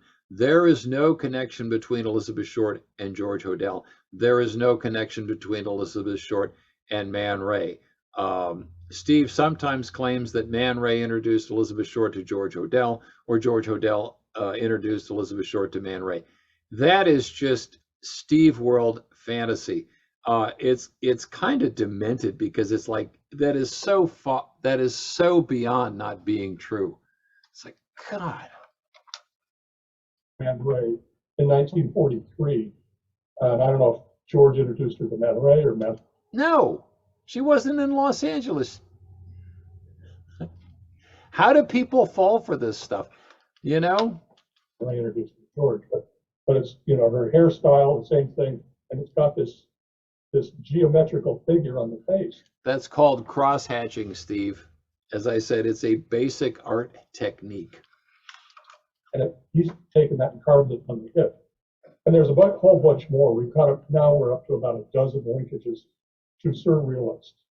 And amazingly, go ahead. So you never stop finding clues. You never stop looking. And No, Steve will find clues until the day he dies, because his case is so weak and flimsy and ridiculous that he is in constant need of more clues, Louise. I want to get to more of those, but first I have to stop and read a commercial. Okay. So give me just a moment. Okay. Winning season returns at MyBookie. Winning season means doubling your first deposit. No, we're not going to do that. Is waiting at my. No. Sort of the corrupt police atmosphere that happened back in the No, the police weren't corrupt either. That's another Steve Hodel lie. No. Not true. 40s. You had Chief Parker, who was this legendary police chief who came in and whose mandate was to clean up the police department. So, yeah, no. There was briefly the LAPD history was this. There was a problem with job selling in the 1930s. A reform administration came in. Fletcher Bowen, judge, was elected mayor. There was a reform police chief, Arthur Homan. He didn't last real long for a couple of reasons. He was replaced by a guy named Clemens Horrell, C.B. Horrell, who was the World War II police chief. Clemens Horrell resigned for multiple reasons in the late 40s. He was replaced by a Marine general, William Wharton, who did an internal affairs investigation of the department, said, yeah, there's a few bad apples, but generally it's a pretty clean department. And after a year, Wharton leaves, and there was a competition that came down to William Parker and Thad Brown. And William Parker then became chief. But Wharton had already blessed the LAPD as being a pretty clean department. So, no. there was a lot of corruption at the time. No, there was not. And also, the forensics at the time aren't what they are now. So what about clues like fingerprints and blood samples and all that? How important was that to you, not being as technically advanced as we are now? Right, and of course, DNA and all of that came shortly after I retired, so I didn't really get into that during my career. It all came later. But the fact is, I thought this would be a slam dunk case. I would go to LAPD and say, hey, there's got to be DNA evidence. Yeah, Steve, let me point out you didn't go to the LAPD until the book came out. While you were working on it, you did not approach the LAPD at all. You just wrote this book where you accused them of a cover-up. Stuff. I've got my father's DNA. I obtained that from some of the articles. Let's just compare it. End of story. What were they going to compare it to, Steve? What would they compare it to? And sadly, LAPD has been very reluctant to do anything at all. Yeah, Steve Hodel is a pariah within the LAPD because of all his accusations that they were corrupt, which they were not. I think it has to do with their image. It's like, well, wait a minute, he's dead. Maybe he did do it, but even if he did do it, it's going to reflect badly on, because what we discover in the tapes is there was an actual cover-up. No, there wasn't. Oh, he's going to talk about the bug, and he's going to say that the cops on the stakeout didn't roll on this woman screaming, which Steve is going to turn into a murder. Let's see if he does that. A woman screams. There's no question about that. These 5 weeks of tape recordings. Wire. It's a wire recording, Steve. It's not tape. PD and the DA's office go out to the house. They stake it out electronically. They pick up Dad, take him down, and question him. While they got him in custody, they put microphones, not taps on the phone, microphones in the walls of the house. Yeah. They put microphones different places in the house. They put it in the bathroom. There's a lot of descriptions in the transcripts of George Hodel using the bathroom. George Hodel knew he was bugged. He was smart. He knew what was going on. He often turned up the radio if he wanted to have an important discussion, or he typed a lot, that sort of thing. He knew from the get-go that he was under surveillance. He was not a stupid man. And they 24/7, 8. Why is he laughing? This is one of these weird laughs. It's like, what? I don't know. Detectives around the clock for 5 weeks, and he admits to the crime and many more. And yeah, you know what? Sex fiend George Hodel has sex with a housekeeper one night, and then another night he turns her down. Sex fiend George says, "No, no, not tonight. Go away, go away." Yeah. He says, supposing I did kill the Black Dahlia, they can't prove it now, but his secretary's dead. Well, it turns out they investigated his secretary. No, no, no, no, no, no, no. This is another delightful. Steve loves to say that his dad was suspected of killing his secretary. She committed suicide. And Steve will say, oh, well, he forced her to commit suicide. It's like, really? Have you ever seen that happen? You know, what do you think it would take to do that? It's just Steve Hodel bullshit. Spalding a year and a half before for an forced overdose. They suspected him. A forced overdose. What the hell is that? Murdered her. And on and on. And he said this is the best payoff I've seen between law enforcement. So he was clear there was a $15,000 payoff. Yeah. George Hodel said a lot of things to for the benefit of the cops who were listening, to see if he could get a reaction out of them.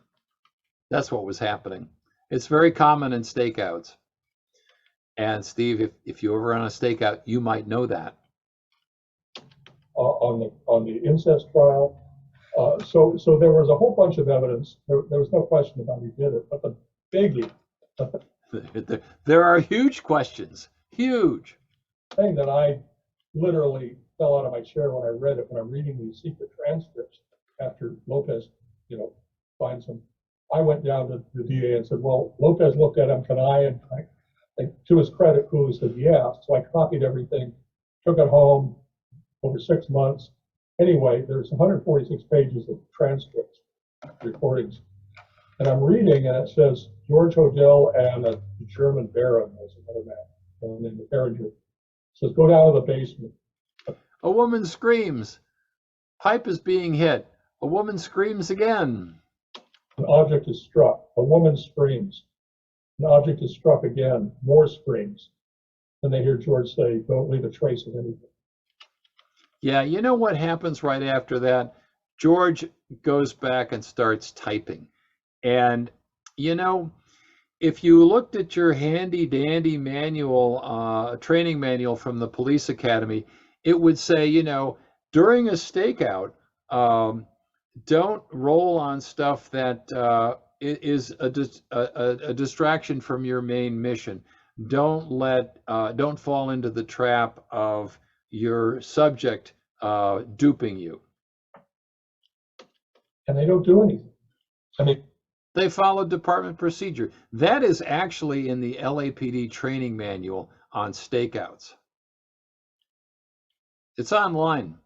It really is. And, do you think that they had, did he have compromise on people who had attended his sex parties, or what are? He didn't have any sex parties, Louise. What are the layers? How deep did this go, the corruption? Because it would seem at that moment they should have just been squealing on up to that doorstep and ramming down the door. It's just curious to me and kind of chilling that they did not. That's right. Yeah, that was their training. You don't do that on a stakeout. It's in the LAPD manual, training manual on how to do stakeouts is don't do that.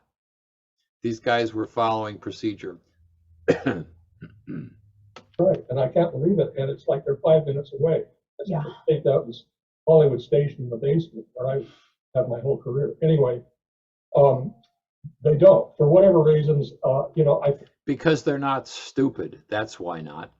Think they had just started the stakeout 3 days before, and it could be to give them the best credit, it could be they said, what do we do? You know, he's into kinky sex. It's quiet now, nothing, you know. They may have tried to call their Lieutenant Jemison. He wasn't home.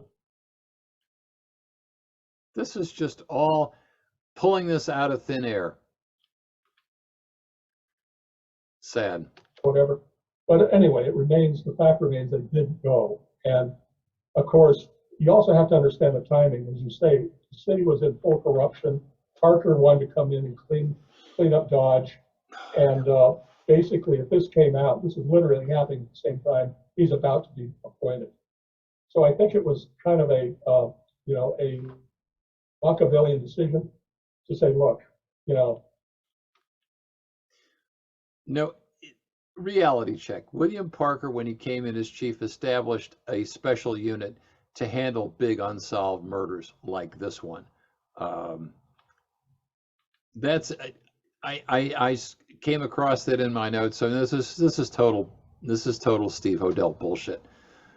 And he split. George Hodel's gone. Maybe we can get him. Maybe we can't. We want to clean up the city. Let's put this away for now. And we'll get back to it later. Back to it at a later time, which of course we'll get back to it later, and they never get back to it later.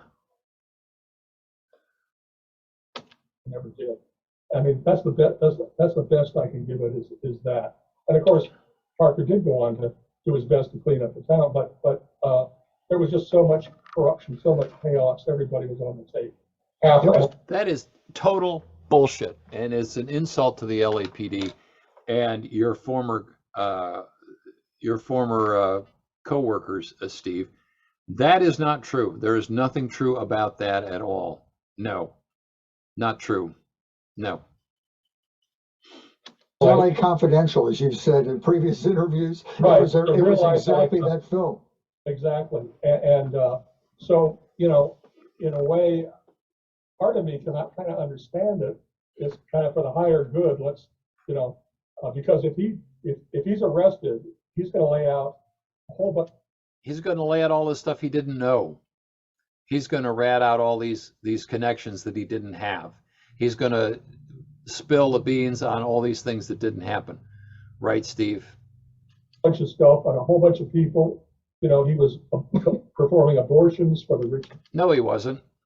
That's another lie. Was not performing abortions. Actually, was opposed to abortions. That came out in the Tamar Hodel trial. Famous for the Hollywood film people. You know, he's no, he did not have connections to the industry. No. Into all of that, and I'm now working on hopefully the last two books, which are going to be the early. I sure hope so. It's the early years and the early years, and this is the one we're going to find out that George Hodel, as I said, sank the Titanic and blew up the Hindenburg and maybe sank the Lusitania and everything. George Hodel did it all. Yeah. He didn't start in 1940. Oh, he didn't wake up one day and decide he was going to be a serial killer. I forgot that line. That's another good one. He never woke up and decided he was going to be a serial killer. At age 40 and say, I think I'll be a serial killer. So I'll be presenting the 20s and the 30s. Oh, Steve, you're so predictable. Or teenage, so he just crimes in the 20s and the 30s. So we had what have you uncovered? Oh, 50 killings in 50 years. 50 killings in 50 years. Every unsolved murder that ever happened in the United States, some in the Philippines, some here, some there. I mean, he's still finding unsolved murders. And even murders that people thought, you thought it were solved? No, that was really George Hodel. You know, you'll be calling the people in white jackets. I can't tell you yet. But what we're doing. So there were murders before the Black Dahlia? Oh yeah. Fritz, you know, George Hodel was a killing machine.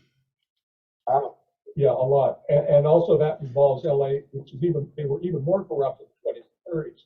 So it involves all of that. And he could have. They were even more corrupt than LA Confidential. They were corrupt, but they were really corrupt. You know, it gets to a point where this fantasy is just sad. It's really just it's really just sad how much he is spinning out stuff that isn't true, and the hosts are just eating it up, you know. Wow. So crazy. Reveal everything he knew.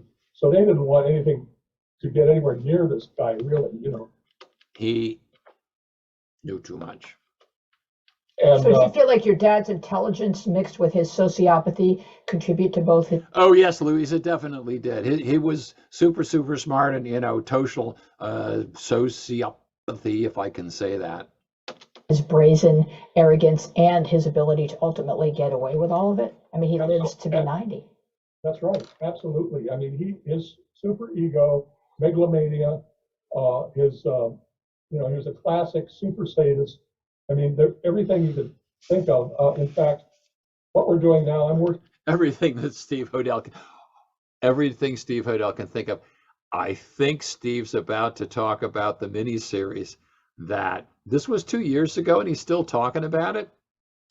The miniseries is called "Don't Hold Your Breath." I think that's where he's going next. With some really top people. Yeah, it's called "Don't Hold Your Breath."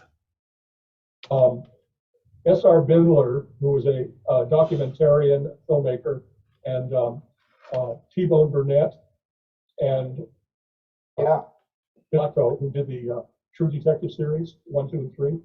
So I'm working with those guys, and yeah, Steve's already done 40 hours of interviews.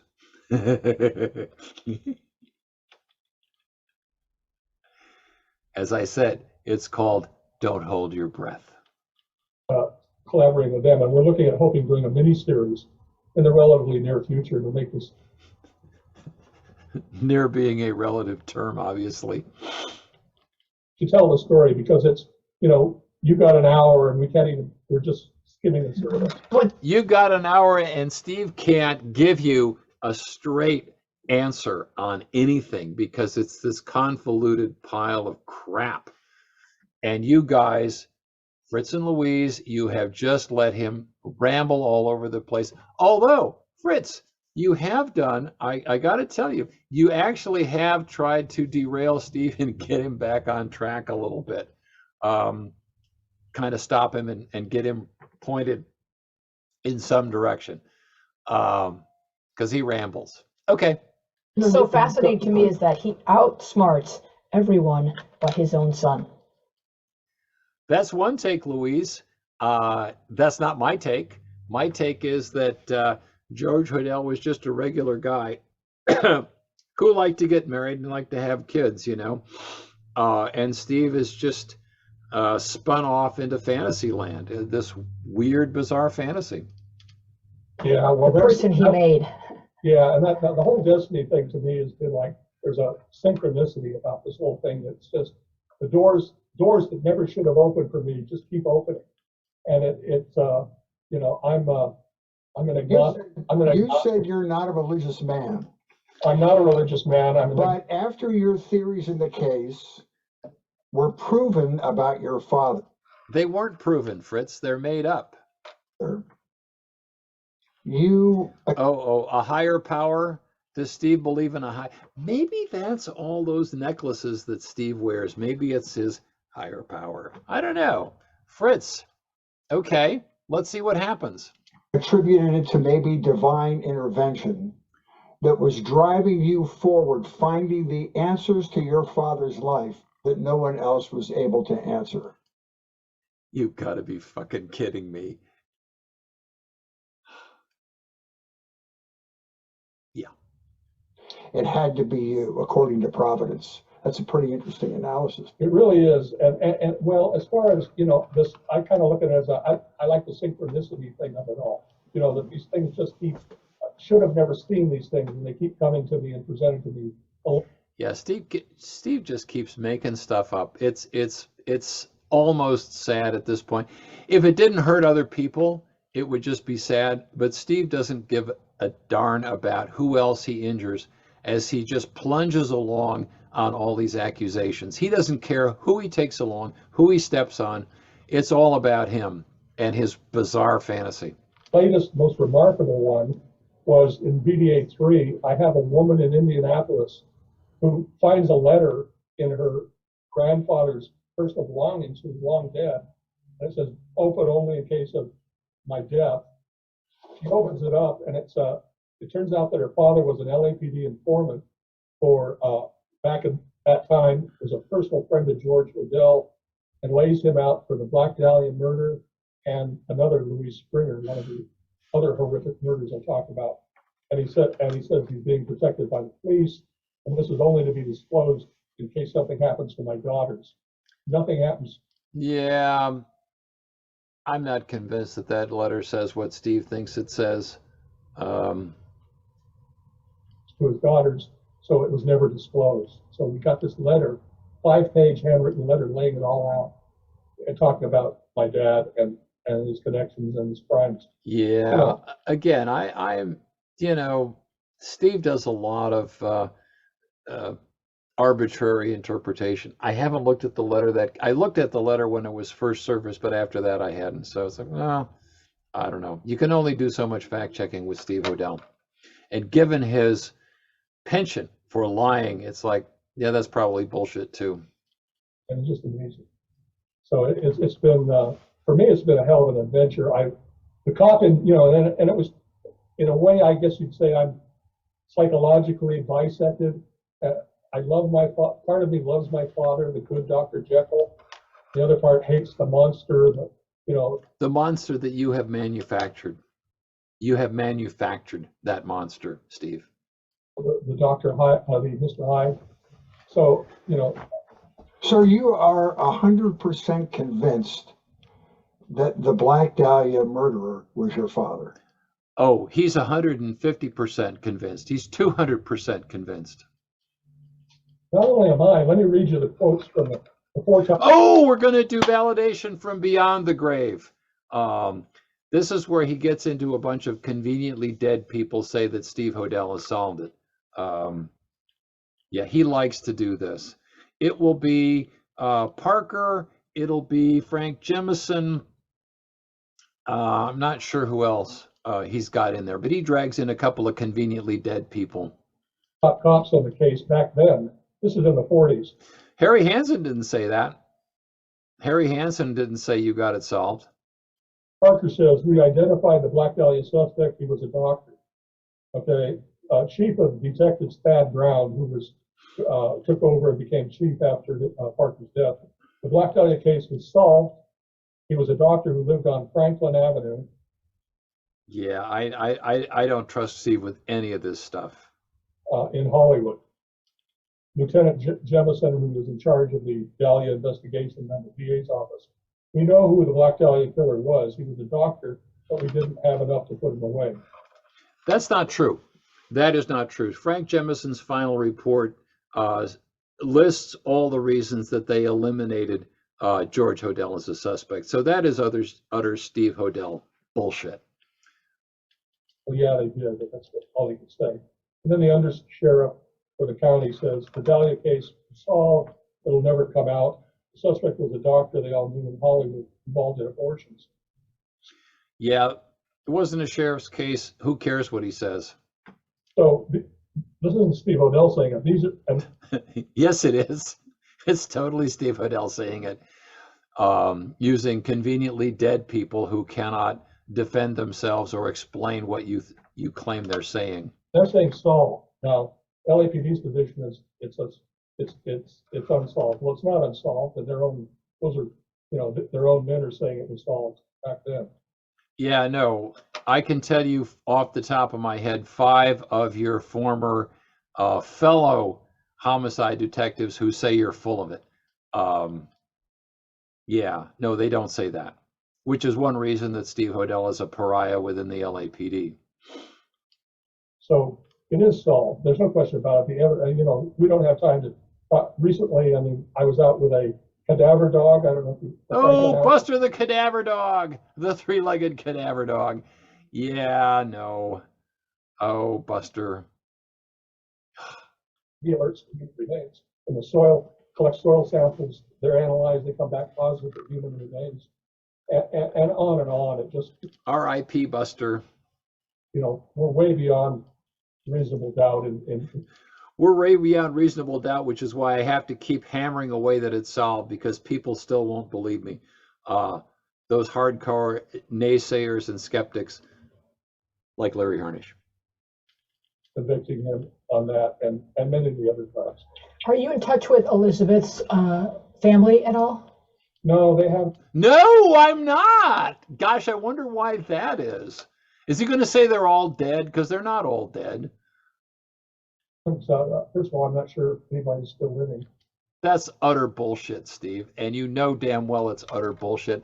I talked to the family when you pull those pictures out. They said that's not her. So they sure as heck are alive. More lies, more lies, more lies. I think there was, last I heard, there was one living sister, and I think she passed. That's total bullshit. So, and then, the others, I kind of feel sorry for the family, obviously, because Oh, Steve Hodel is capable of feeling sorry for someone besides himself. Okay. so many psychos, and, there's been so much written about it. Like you? Like you, perhaps? And they really don't want anything to do, and I think they just assumed mine is another, sensationalized note. Yeah. You should hear what they have to say about you.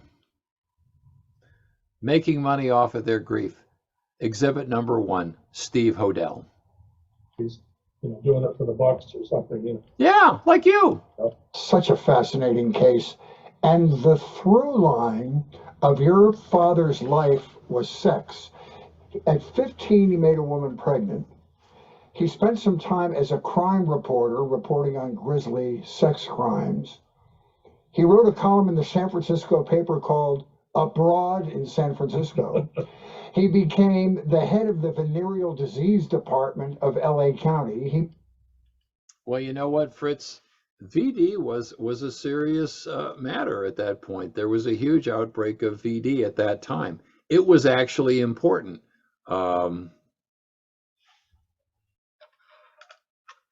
Made a whole lot of people pregnant. He abused your sister. Didn't do that either. Fritz, you're letting me down here. You are really letting me down. Very disappointed. Very disappointed for a newsman to do this poor a job.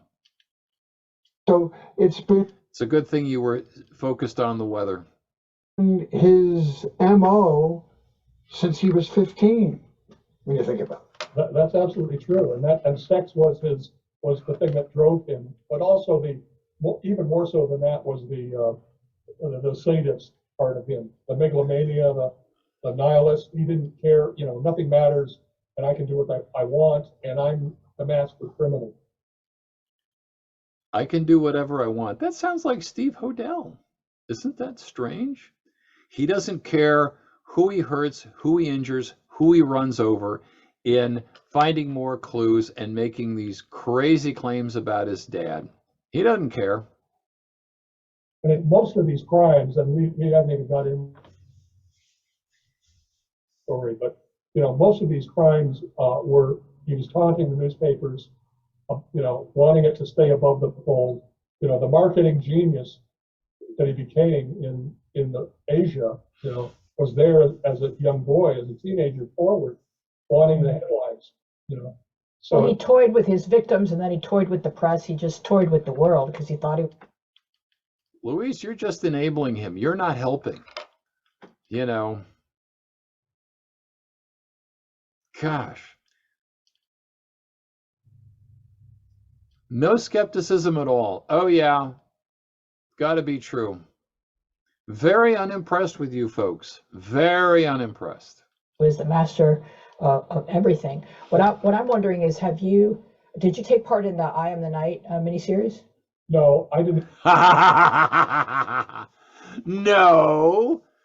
No, they just ripped off his ideas and didn't consult with him.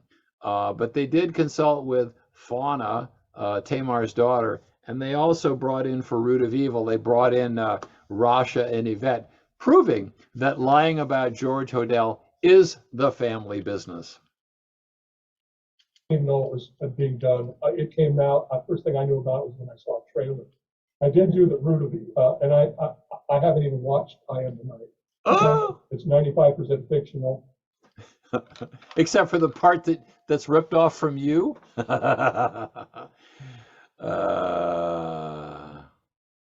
When the grifter gets grifted. That's the one thing I enjoy about I Am the Night, which is utter crap. But when Steve Hodel gets ripped off, that's funny. And you know, I didn't even know they were doing that, so I wasn't involved. But I did involve myself in the Root of Evil podcast. Oh yeah, Rasha and Yvette were coached on exactly what to say, Which was really, really well done, and totally scripted.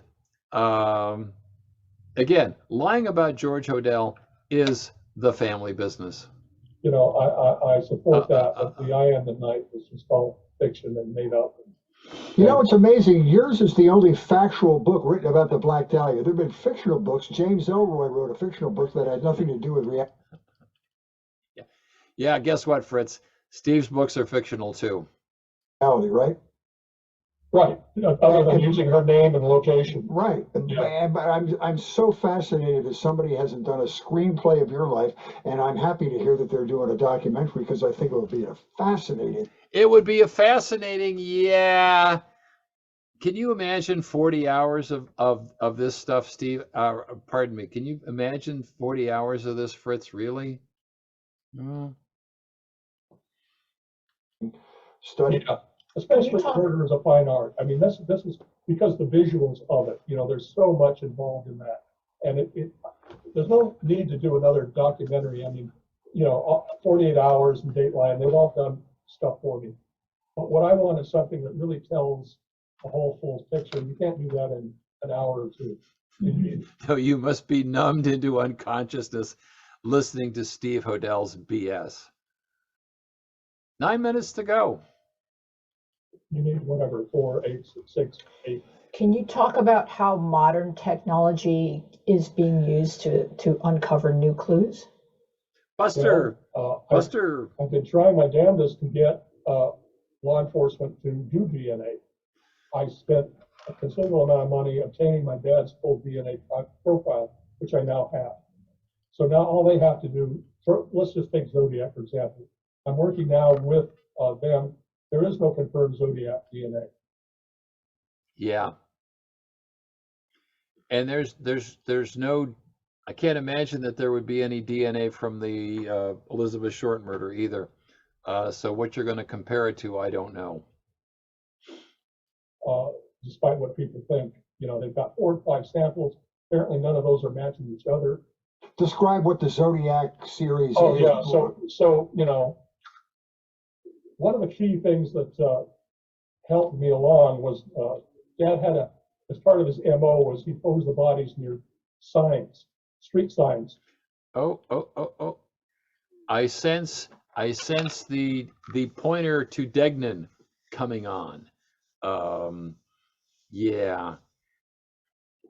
Uh-oh. The computer.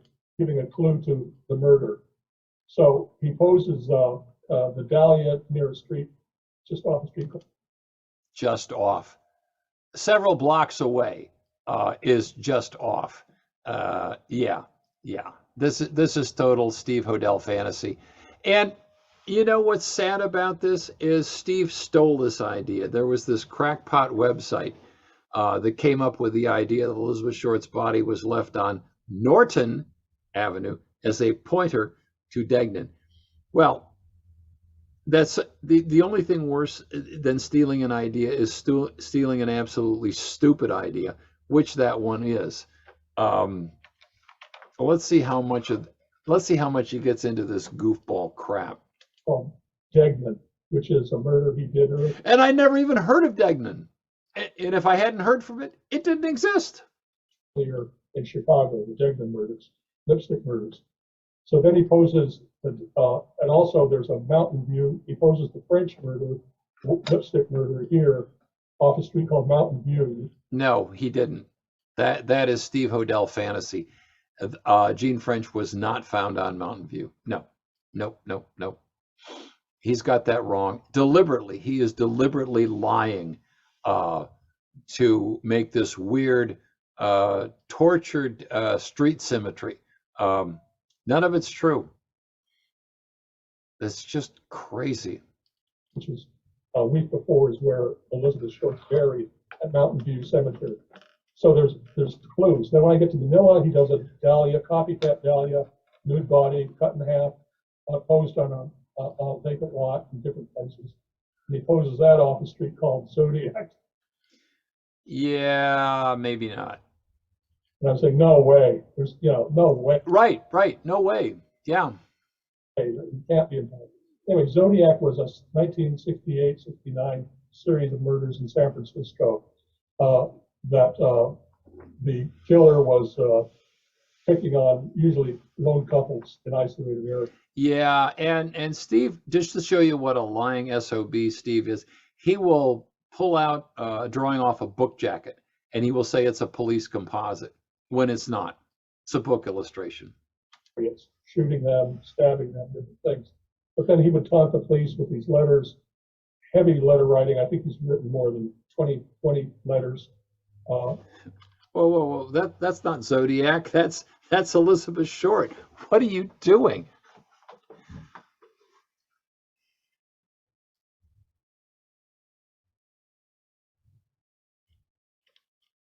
And it's my position initially, it's my position in Most Evil One, that Dad came back, reinvented himself as Zodiac. And it's just another twist off of the earlier crimes. He's doing these in San Francisco, which was the city he was in. Let me point out that the Zodiac people are just brutal on Steve. You think I'm tough with Steve? The Zodiac people are much, much worse. And deservedly so. 9 years. But I didn't say he was the suspect. I said, let's do DNA and eliminate it, or, in or out. But then in Most Evil 2, a French high school teacher cracks the cipher, which Zodiac had written on one of the yes, things. it's the Celtic. It's the Celtic whatever, blah, blah, blah, blah, blah. And it's old Celtic language from 4 BC. And it's 5 letters. And those letters are Hodel. Oh, Lord. Yeah. So anyway, but again, that's the, I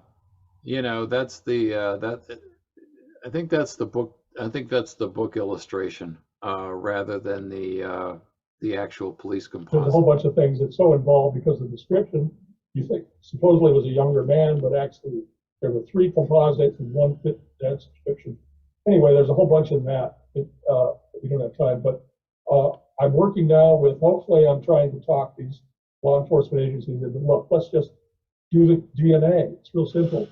They don't have to do any work. All I got to do is look at my dad's DNA and say, yeah, that's it, or it isn't. So I'm hopeful with that. LAPD's been pretty stubborn about doing anything on DNA. Again, I think it's a part of, it's not.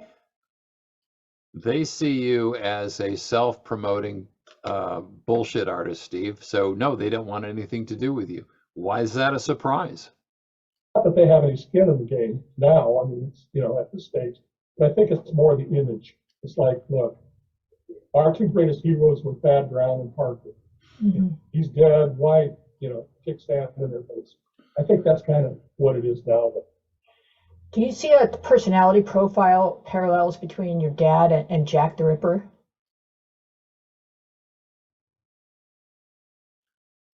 What?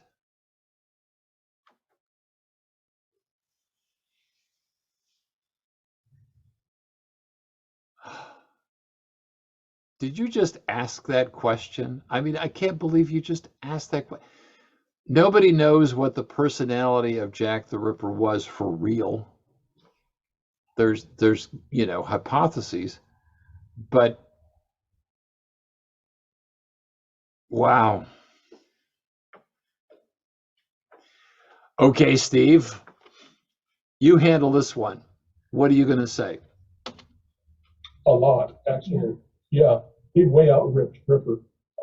I think Ripper was good for 5. Right now I'm at 25 murders on George through 30. 50 murders in 50 years, I think, is where you are now, Steve. And sinking the Titanic and blowing up the Hindenburg and, starting World War One. I don't know. A year, so averaging 1 a year in different locations. And so, yeah, but the whole taunting, the Ripper taunted. In fact, one of the amazing linkage on Ripper is Jack the Ripper sent in an ear. He sent in a kidney. He sent in a kidney from one of the victims. He mailed it to the police.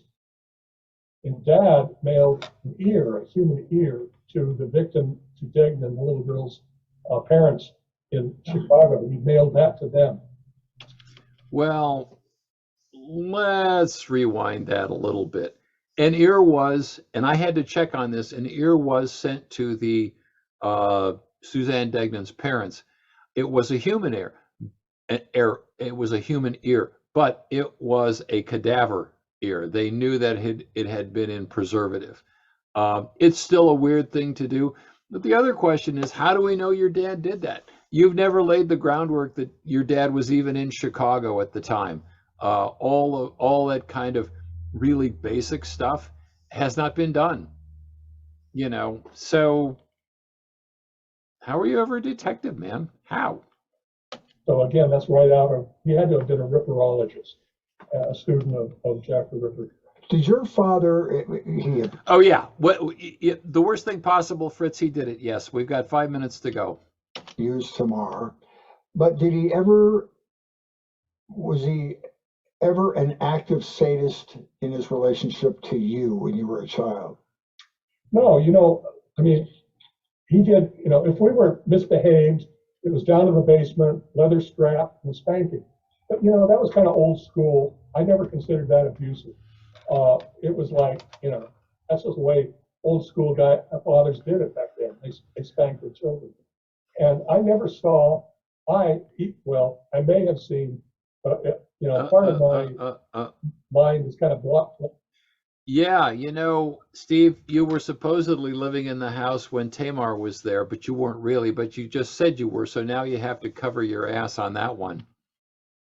How are you going to pull that off? Blocked out a lot. I don't have a lot of hard, clear memories from that time period. You don't have a lot of hard, clear memories because this stuff didn't happen, Steve. You weren't living at the house.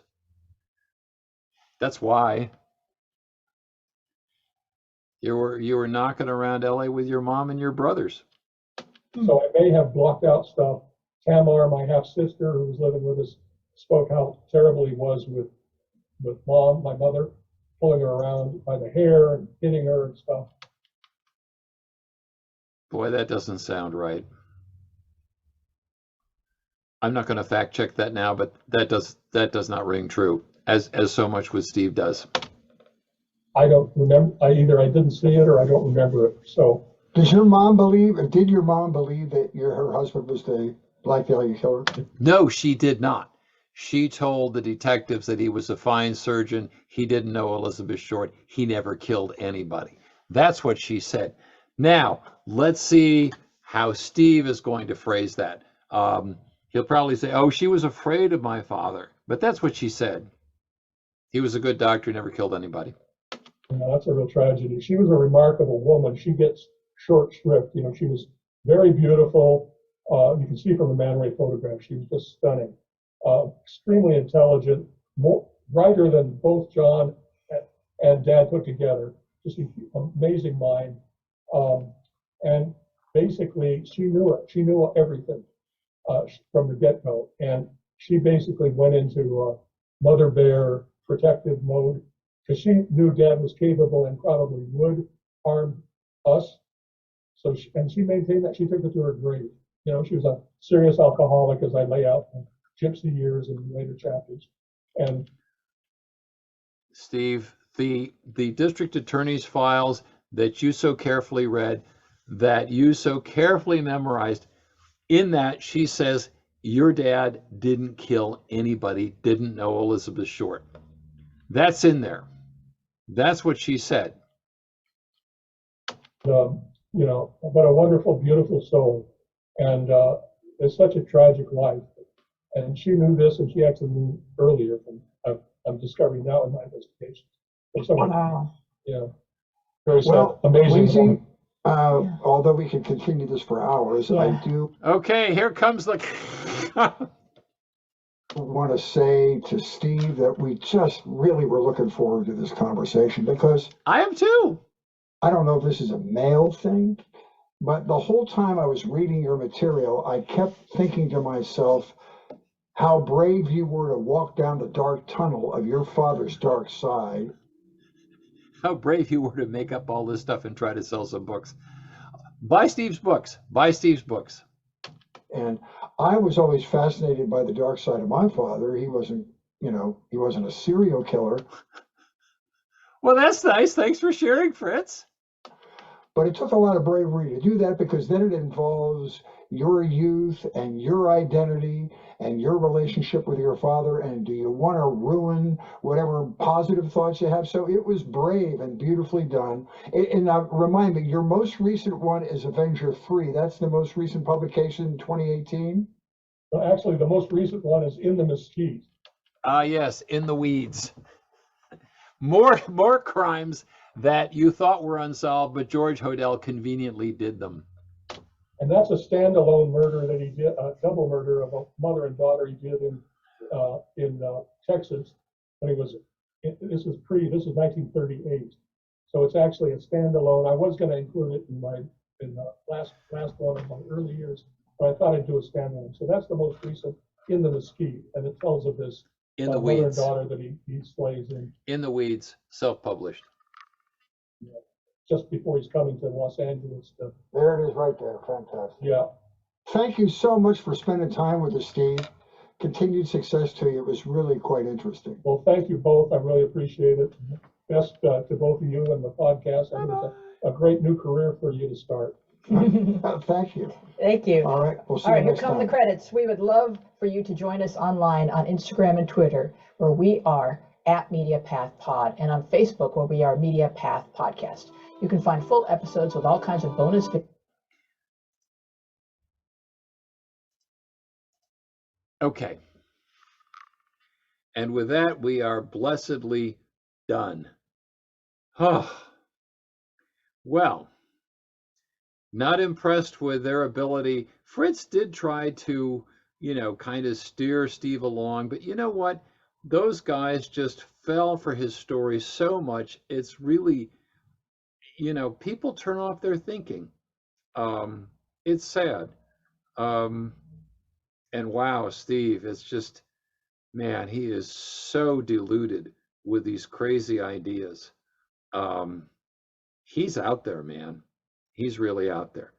But for me, I have chalked up another reaction video. And for that, I think we're done. And if you get this far, you get a gold star. And with that, Larry Harnisch is out.